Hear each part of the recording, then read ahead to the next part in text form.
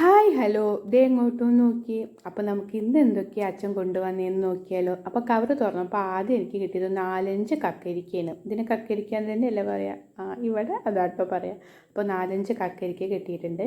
പിന്നെ നാളെ കറി വയ്ക്കാനുള്ള കണിവെള്ളരി, നാളെ അപ്പോൾ ഈ വെള്ളരി ഇട്ടാവും കറി. അപ്പോൾ നാളെ കറി വയ്ക്കാനുള്ള വെള്ളരിക്ക കിട്ടിയിട്ടുണ്ട്. പിന്നെ അച്ഛൻ കൊണ്ടുവന്നത് കുറച്ച് നേന്ത്രപ്പഴമാണ് കേട്ടോ. നേന്ത്രപ്പഴം നമ്മളോട് അധിക ദിവസങ്ങൾ ഉണ്ടാവാറുണ്ട്. അപ്പോൾ കുറച്ച് നേന്ത്രപ്പഴം കൊണ്ടുവന്നിട്ടുണ്ട്. പിന്നെ നാളെ ഉപ്പേരി വയ്ക്കാനുള്ള പച്ചച്ചീര കേട്ടോ അച്ഛൻ കൊണ്ടുവന്നത്. ഇത് നല്ല നീളത്തിൽ അങ്ങനെ മടക്കിയിൽ വെച്ച കാരണം ഇങ്ങനെ കിട്ടണില്ല, കുറച്ച് പാടുപെട്ടു കേട്ടോ ഇതാണ്ട് എടുക്കാൻ വേണ്ടിയിട്ട്.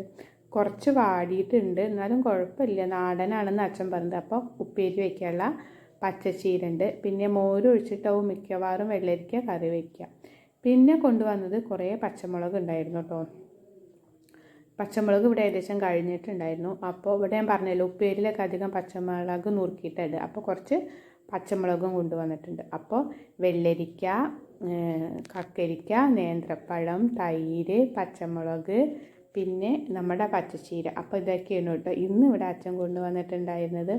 അപ്പോൾ എൻ്റെ ചെറിയ വീഡിയോ ഇഷ്ടപ്പെട്ടിട്ടുണ്ടെങ്കിൽ എല്ലാ കൂട്ടുകാരും ലൈക്കും ചെയ്ത് ഷെയറും ചെയ്ത് സബ്സ്ക്രൈബും ചെയ്ത് എല്ലാവരും ഒന്ന് സപ്പോർട്ട് ചെയ്യണം കേട്ടോ please. Okay tata bye, see U.